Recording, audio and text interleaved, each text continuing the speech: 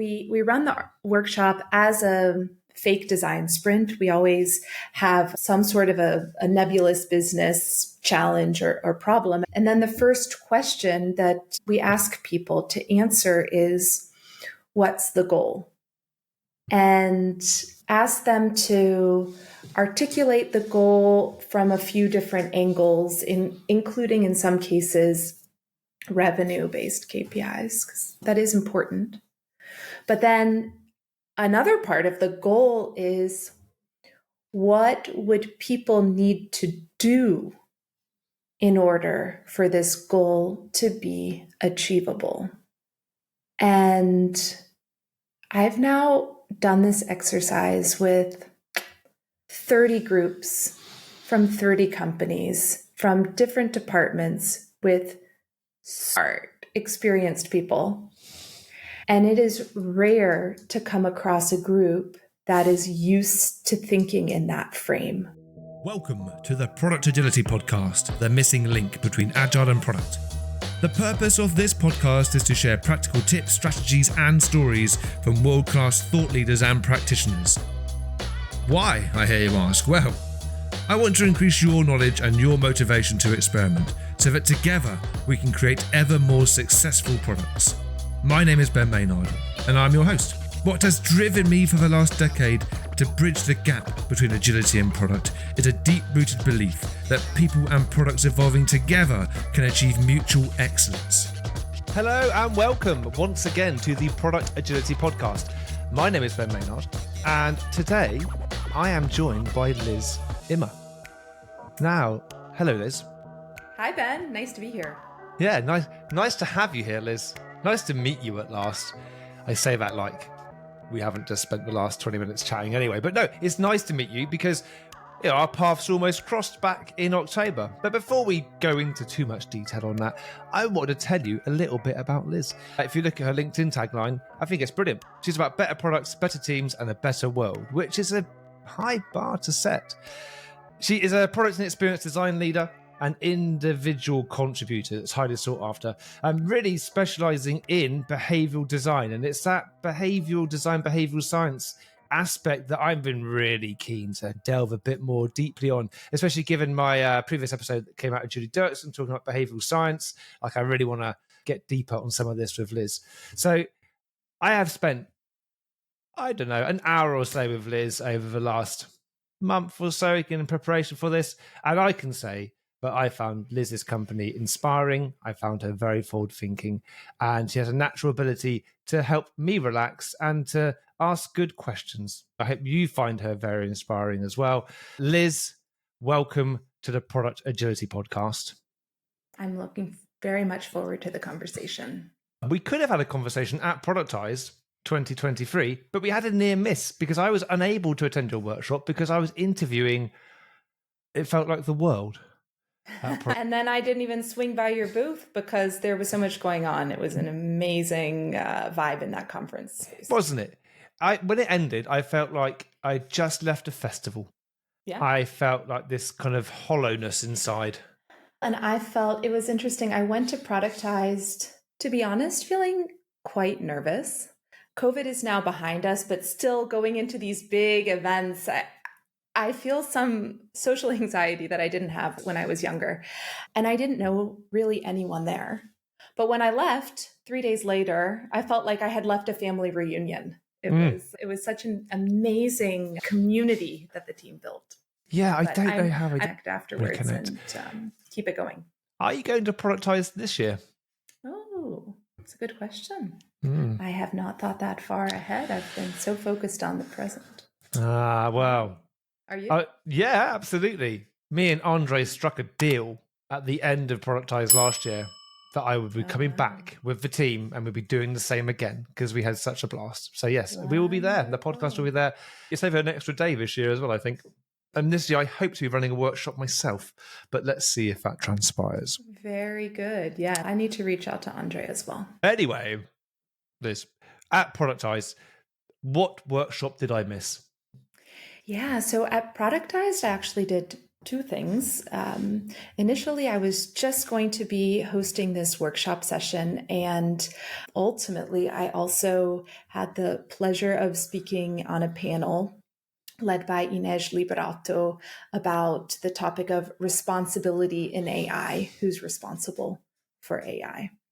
But the workshop that I hosted is called Better Products through Behavioral Economics. And it is a training that I developed along with some colleagues over many years because my background is in behavioral economics. I started out studying human cooperation in a laboratory, and we studied how people behaved under certain conditions in the laboratory, and then used the data that we had collected to tell some stories about the world.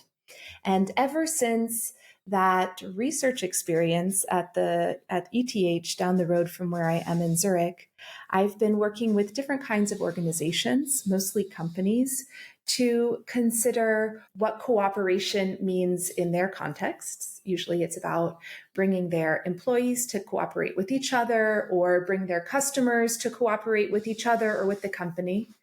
And I've been working to design products and experiences that bring people to cooperate and bring people to make better decisions, behave better for their sake and for the sake of the world.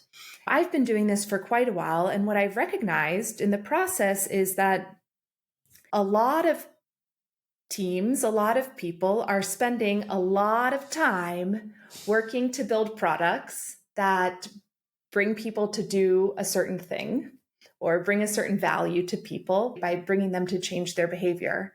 But they're also wasting quite a lot of their energy because they're missing some pretty simple foundations that I had. So we developed this training to give forward what we had learned from the decades of research in behavioral science and equip people with some tricks and tools to really multiply the value that they could bring with the time they were investing in product design. So it was a 3-hour workshop, and we taught some fundamentals of behavioral economics and some tricks and tactics to move forward. Behavioural economics sounds very complicated. At least does to me, my simple mind. Can you, perhaps for the listeners, and actually no, not for the listeners, for me, explain really what we mean by behavioural economics? Like, what is this? Sure. One could describe traditional economics, and maybe this is what you learned about when you were in a first semester econ class. Maybe some of the listeners had this too, as did I when I was studying.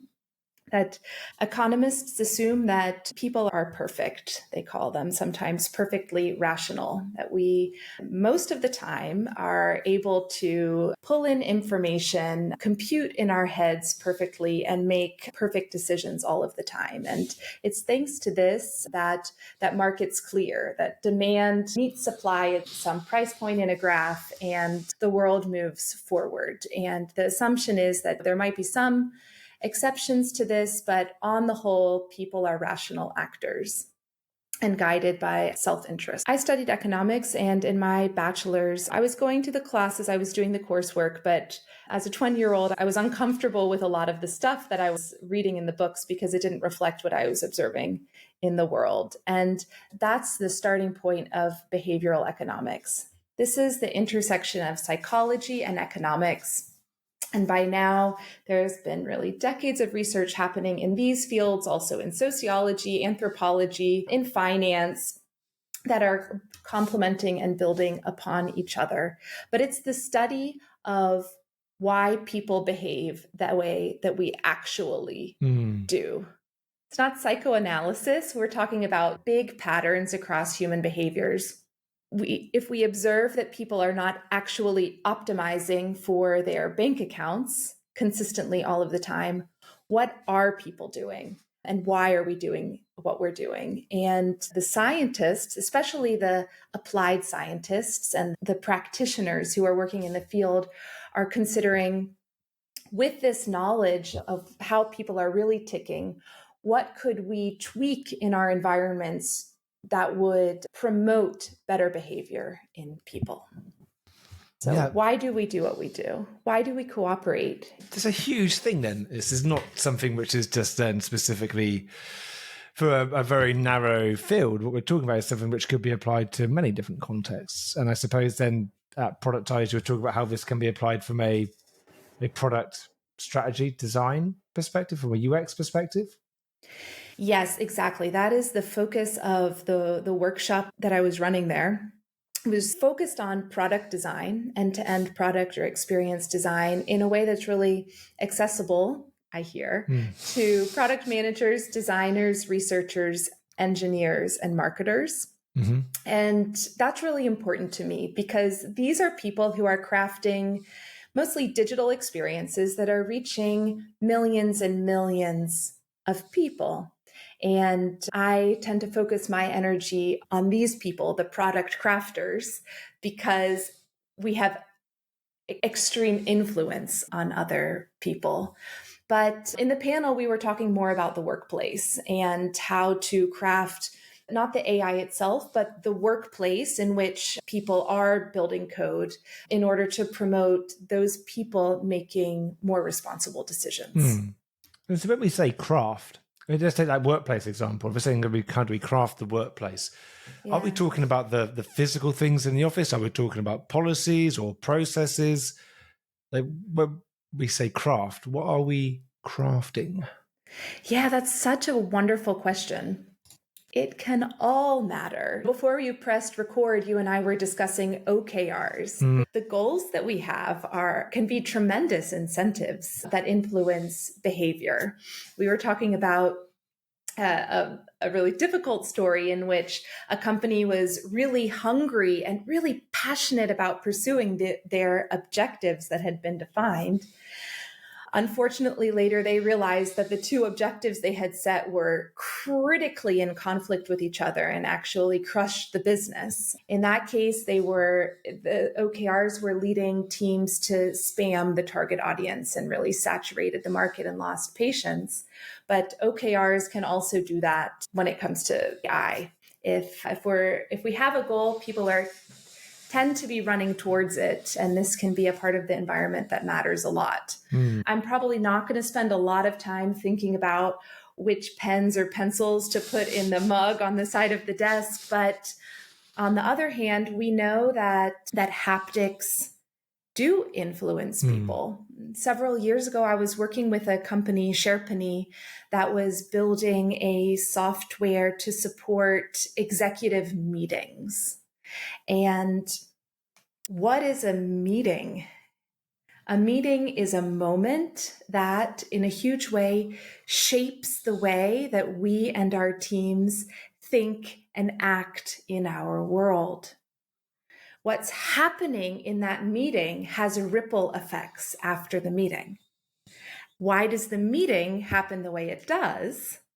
Priya Parker wrote in her book, I don't know, maybe she made the statistic up, but she said the room does 80% of the facilitator's work because it provides so many cues to the people. If you imagine like a really big boardroom with a long table and huge leather chairs, you feel that there's a certain weight to everything. And maybe the person at the head of the table feels that they should be talking a lot.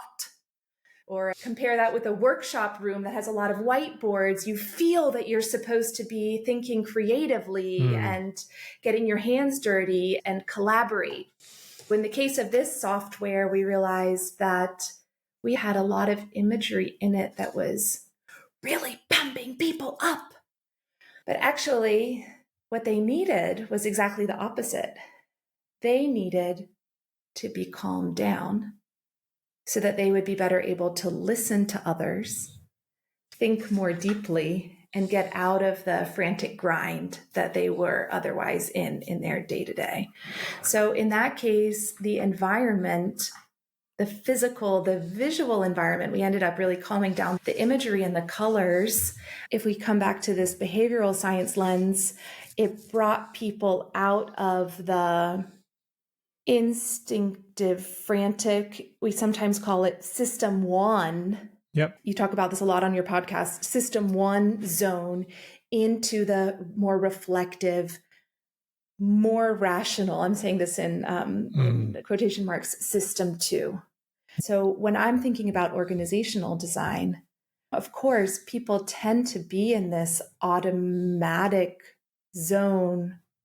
We're stuck in it 90 to 95% of the time. We can't do so much about it. But if I tie this together for a second, you were said at the beginning that economics assumes that people are perfect. And so they're assuming that people are putting in that lovely conscious rational thought of the time. That's more like system 2 than it is system 1, but we live most of our lives in system 1.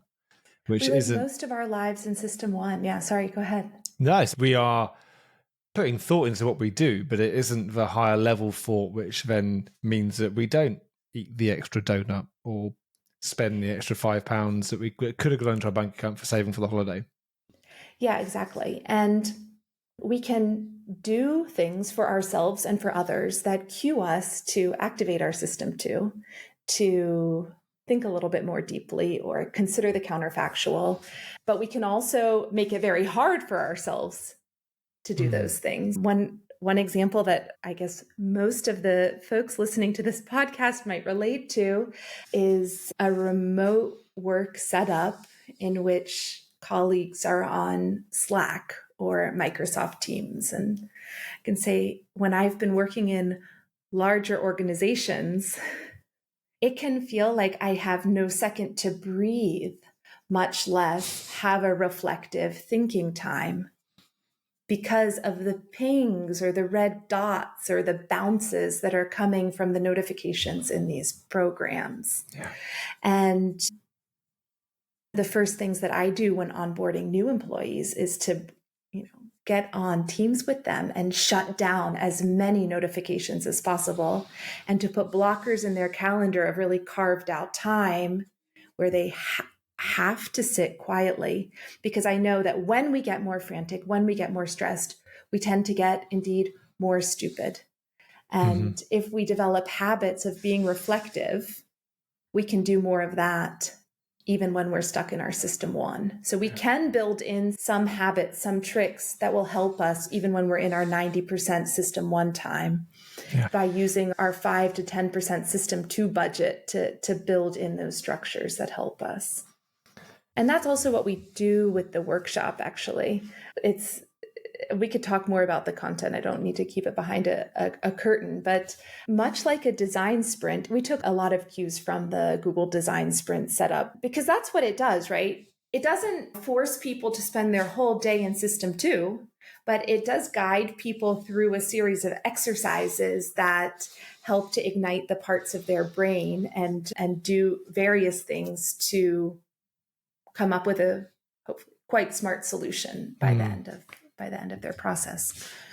What you're saying about Slack and various other communication tools. When I ran a workshop a couple of weeks ago and we were doing some what we call systemic improvement modeling, one group, their main focus was on reducing the noise that the teams were facing. And so when they built their hypothetical cause and effect model to say, okay, if we want to reduce noise, what are the things that contribute towards noise, and then why are they contributing, and then what sparks off those things? And then actually what they saw was that if they could reduce the noise that was coming from Slack and Teams, then they believe that would help reduce the noise. But what I was really interested in was, because I know that putting things on mute, turning off notifications can help. There was a CTO that I used to coach, and the biggest breakthrough for him was putting Slack on mute, so that he didn't feel like he had to contribute all the time. But then I did begin to wonder, if you go a step further back in the system and say, okay, yes, all these notifications are going off, but why are people choosing to broadcast all of this? There's a bigger cultural system there. And it's probably because they're not thinking about what they're putting out. They're just putting stuff out. And you end up, probably it's a very vicious cycle that we end up in. I'm curious to hear from your workshop cohort if they followed through and if it ended up helping them. I would be surprised if not. Yeah, we are getting together actually and looking at their models and their experiments. Hopefully, it's going to be another couple of weeks. I met a couple of them at the training I delivered this week, my training from the back of the room course. But what's been really interesting is because we get them to build a model and then an experiment based on the model. The two kind of work in coalescence. So I'm going to be really intrigued to see, how have they been able to reduce some of the noise, and has it had the effect they wanted, and were they able to do it in the way they thought they could do? What I think is critical in this, and it's something I've observed and makes sense, it comes also in the behavioral science literature, is the challenge in designing that solution so that it lands well. Mm-hmm. What I mean is, imagine you're the person who wants to reduce noise. And so you put yourself on mute. Well, that's probably something that might be quite hard for you to do, especially if nobody else has done it. Mm-hmm. It can be costly to make yourself different from the rest of the folks around you. Yeah. And it can also be difficult to send the right signal with that move. Maybe you're not actually silent quitting, but people think you are because you are not as active anymore on Slack. Or I've been in organizations where some individuals have dedicated their Friday to be a no meeting Friday. But if just one person does that, and the rest of the folks are still in meetings, in big meetings maybe, it's just one woman or one guy who's missing out and rejecting those meetings. Some people feel rejected and other people are actually missing out. And it's hard to do that in a way that's... It's a similar example, but it's a little bit different. When I look at techniques, and I'm going to lean on the kind of the intersection here between product and agile a little bit, but you look at user story mapping. I really love it as a technique. Teams seem to quite enjoy it. But when you get a group of people who are just working on their own technical tasks, and then one of them turns around and says, I think user story mapping could really help us. And then they try and put it into place, and then maybe they have some training and try and use it. It never works, because user story mapping means you have to work as a team, and as a team say, this is how we will all work together to solve this user problem. But when you're a group and you're just working on your own little technical pieces, everyone turns up and says, I can go and do the database work. I could do an API for these things, but no, they're not used to coming together and saying, this is how we will solve the problem. So one person deciding, oh, let's do user story mapping, is actually one person deciding, in this instance, we're going to stop being a group and now become a team. And that isn't a single person's decision. Or if it is a single person's initial decision, they have to have quite a lot of technique and charisma to turn it around. I guess you're familiar with the book Switch by Chip and Dan Heath. Yeah. Yes, exactly. That's a change to not, some people say, bring the team along with you, to form the team together and take a journey together is an exciting but can be really difficult. So difficult. It reminds me. Behavior change. It's behavior change. So much as behavior change. I think we've been talking for 25 minutes. I feel that maybe focus down on something specifically in a moment, because I've got a few questions. But you mentioned about the changing of the design of the meeting rooms. Yeah. And I spoke to a gentleman called Evan, facilitation guru, and he said that actually the beginnings of cultural change can happen if people decide to change the way that they run the meetings. Because that's where all of our behaviors manifest. All the echoes of all the decisions that have happened previously, that's where it all comes out. And it reminded me then, when you were talking about changing to the design of the rooms, of an architect called Norman Foster. And his group of architects designed the Gherkin in London, Wembley Stadium. There's some amazing buildings. And there's a wonderful documentary many years ago on I feel very British when I say this. I'll have a sip of my tea afterwards. Was it on the BBC? And on the BBC, it was called The Architecture That Changed Great Britain. And there was just this one little segment where I think it was Norman Foster explaining they'd left university with all these amazing ideas of these buildings that they could create and would design. But when they gave them to the builders and the construction firms, it was awful. They were falling apart. They couldn't get things working in the way they wanted them to work. They were shoving newspaper in and plastering over it. And so he thought, what can we do about this? And they did one thing, which changed the whole relationship and actually enabled them to build these amazing buildings, was that when they got to the point where they were sharing the initial designs with the construction companies, they went from having a boardroom table with the architects at the end and the construction team's leaders down the sides listening, to a round table where there was no hierarchy.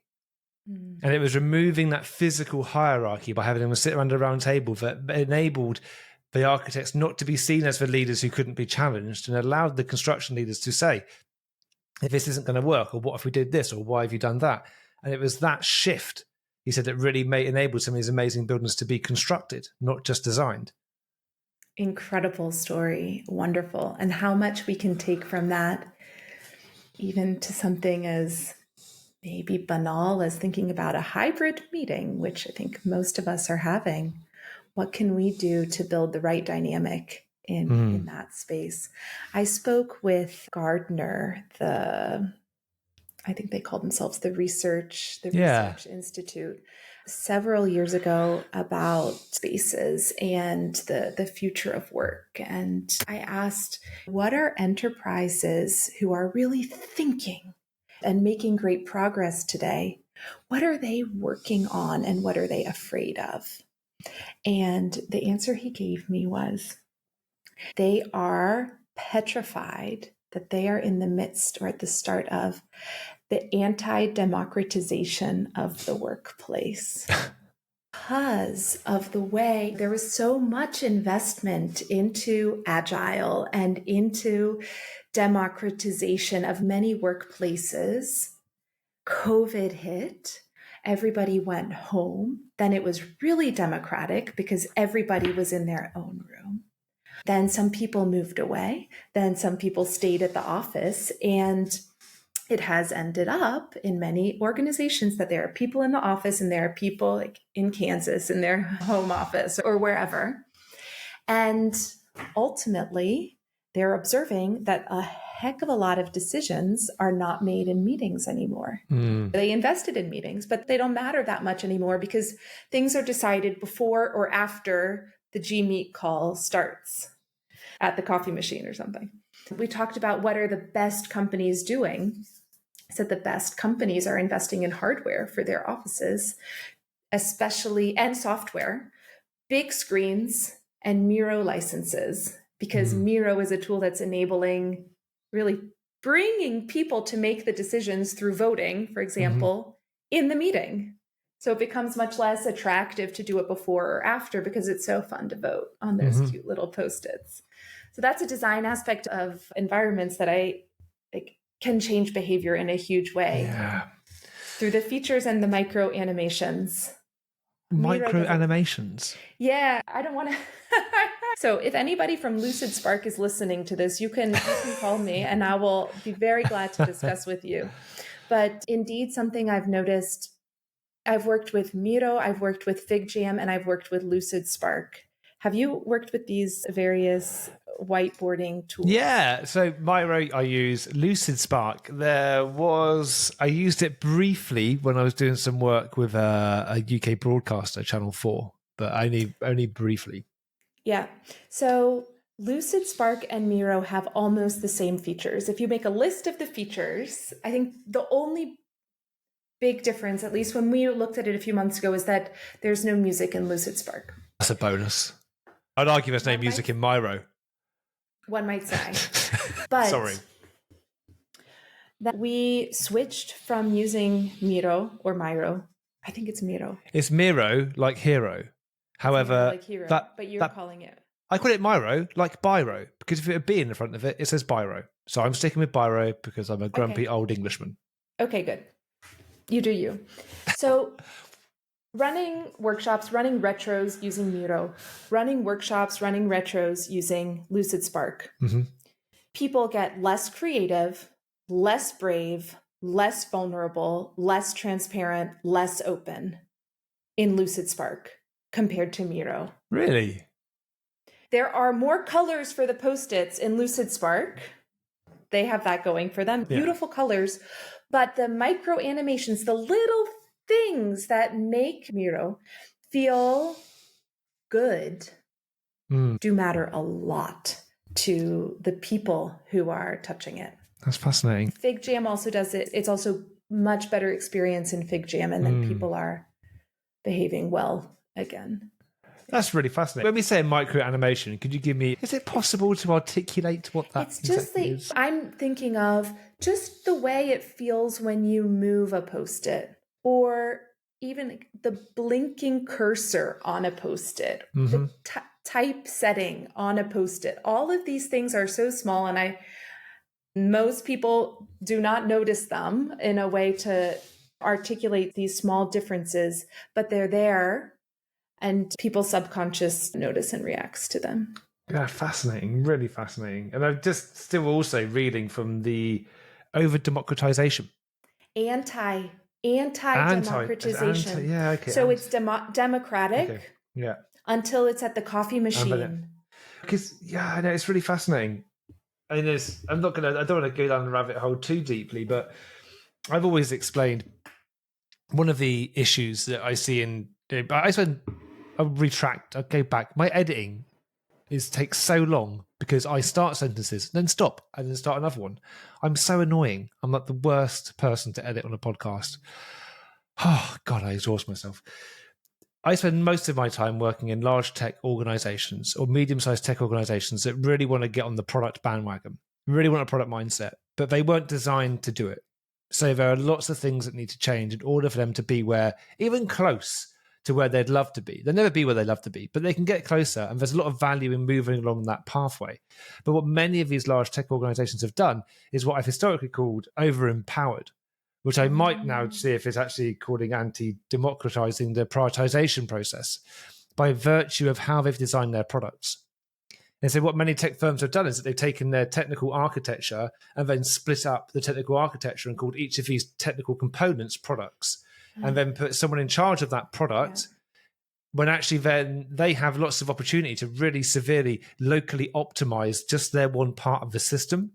And they have no need to really liaise with all the other product people to figure out how this is all going to come together as a whole. You're rewarded for optimizing your piece. Absolutely. And penalized sometimes for doing something differently. Yeah. And you are totally within your rights to say, I've done my bit. And we're moving on to the next bit. And I actually remember conversations like this, particularly in one bank I used to work at, where people would be saying, I've done my bit and we're waiting on them. So we're moving on to the next piece now. And just so you know, when they do finish their piece, it's going to be 6 weeks before we can even think about picking up their piece to make it work with our piece, because now we're starting something else. And it's like, well, no wonder we're wasting so much human effort. No wonder we're wasting so much human intelligence and creativity and energy, because we're just... It's anti-democratization. It's over-empowerment with the wrong lens. It's the wrong goal, isn't it? If the goal is to optimize, if the responsibility that a person or a team has is to optimize a feature set, is that over-empowerment, or is it just wrong scope of empowerment? Yeah, I'd say it's probably the latter. And then it's the CPO, in my opinion, it's the CPO's responsibility to consider what the scopes of empowerment should be. Yeah, but I say that then there's a bigger question. Because you're absolutely right. So I'm waving around my stupid little paintbrush. Is that a paintbrush? It's for dusting things. As a hobby, I fix Nintendo Switches for people. And this is for dusting out little things. Yes. No, I'll edit that bit out. Absolutely, a lot of the time, I think in companies that have got a good grasp on actually what their product is, then that's the role of a CPO, is to bring together these feature sets. But the issue I find in tech organizations is they don't actually know what their product is. And these I wish they were feature sets. Often they're not. They are just technical components which don't solve any customer problem once that work is complete. Yeah. And so with what you were saying about, is it the wrong goals? Yeah, I think it's all of it. It's the system is optimized for trying to achieve one thing, when they're articulating actually they want to try and achieve something different, but they're not evolving the system. They just change the labels on the existing parts of the system. And it's so scary to change. At least this is what I've observed in the organizations I've worked with. The ones who get to this moment, they realize it's not working. I had one, it was a wonderful experience. I came in and I was new in the team, and I asked to look at the usage statistics, and I got a whole readout of usage of individual features, adoption, retention, blah, blah, blah. But nobody had thought about the use of the whole software or when the whole software was being used. And they were doing an excellent job of empowering the product teams and getting them to optimize for their feature adoption and retention, hopefully.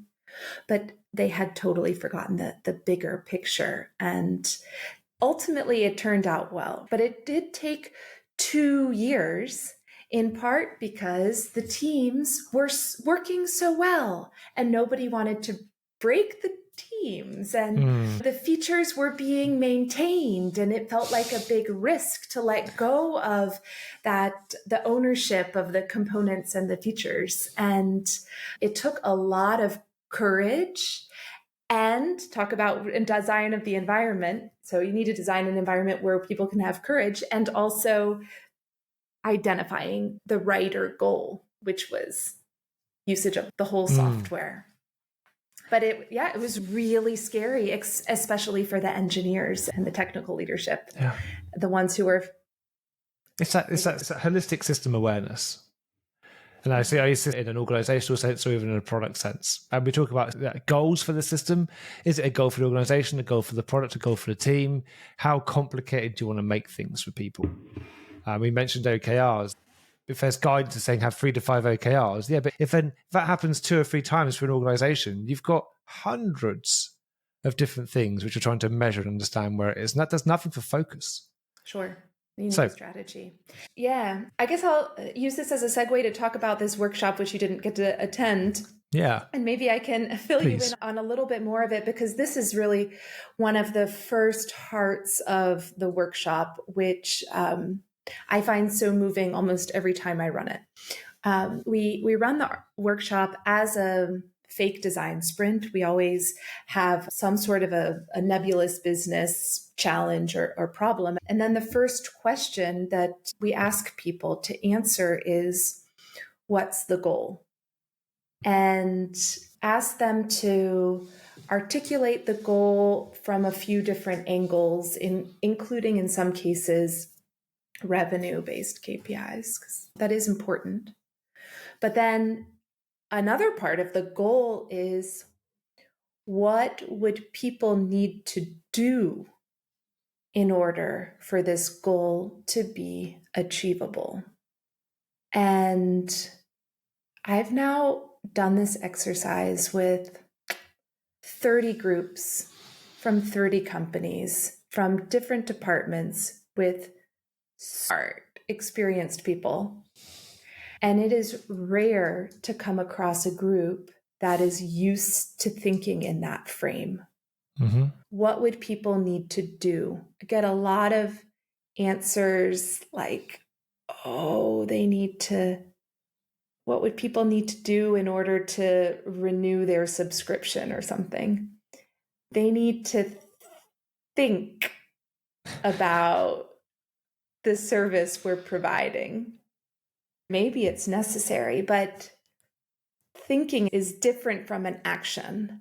And I love the mental exercise, the energy that we see people then putting into taking on a different frame, and maybe for the first time considering customer behaviors that need to be shown. Mm-hmm. Because when we observe that teams start to do this little thing, this can be the trigger that all of these great ripple effects come from. So once the team realizes that usage of the software, if it's a meeting software, you might want it to be used before the meeting. That's really important to set the meeting up for success. Once you have that clarity, boom, product management, design, engineering, QA. Everybody has what the Heath brothers call a destination postcard. They can feel the goal pretty vividly because they also have meetings and they might use a software before a meeting. They can think about that behavior and internalize it to a degree. So how did I start on? Yeah. But I think it's great that you say that, because there's the 11 laws of systems thinking, which I am spending more and more of my time trying to get back in tune with, because I read them, I loved them, I forgot about them. But one of them is small changes can have big results. And I think when we're thinking about systemic change, having users tune into the users and their behaviors can yield huge results. And what you explained there reminds me a lot of something called impact mapping, which I've used a lot, because you start with the goal, but ultimately what you end up most of the conversations about is, well, who needs to do what differently? What do they need to stop doing? What do they start doing? Because it's that, or what do they need to continue doing or do more of? Because that's the missing link in so much of what we do, is that behavioral aspect. And what I love about impact mapping is that it can act as a check for the design team. And now I'm going to use the label design team to describe the whole team of crafters who are involved in creating an experience. And QA can belong to this. Of course, the rest of the cross-functional team as well, the design team. They might start with a revenue KPI. And then they might break it down into what we could call, Josh Scheiden would call a desired outcome, the thing that somebody needs to do. And then if you look at it with an impact mapping lens, you get an extra push to consider, is this actually something that people want to do? Yeah. Because it can't all be about getting people to do something that you want them to do. If it's not going to serve them, they're at some point going to stop doing it. Even if you're making a B2B product, like, people ignore things all the time. Mm-hmm. That's super important because I said I started my career studying cooperation. And we know when people feel like they're being tricked or pulled out of something that they want to do, they're going to start revolting at some point, and we need to avoid that. No. Oh, there's so many different things I want to talk to you about. And what I'm wondering is if we begin to draw this episode to a close, and then we'll have a break, and then we'll record another one if that's okay. Yes, we can. Bringing this episode to a close here maybe leaves a few loose ends that honestly I think we can pick up in the next episode, because there's been so much that you've said. My mind has been whirring with so many ideas, so much I'd love to quiz you on, so much I'd love to share with you, which obviously I wouldn't do in the podcast, but there's just stuff that I really want to speak to you about that I think my listeners will find interesting. So just to end this in the usual formal way, if people want to find out more about you, where should they go? It has been wonderful to speak with you, and I look forward to the next part of our conversation. If people want to find me, I'm really easy to find on LinkedIn. Liz Immer, Immer, which, fun fact, I guess not many people speak German who are listening to this. Immer means forever or always in German. Maybe that'll help you remember. Liz. Love it. That is a good tip. I'll put the LinkedIn profile URL into the show notes as well, so it makes it nice and easy for people to find you.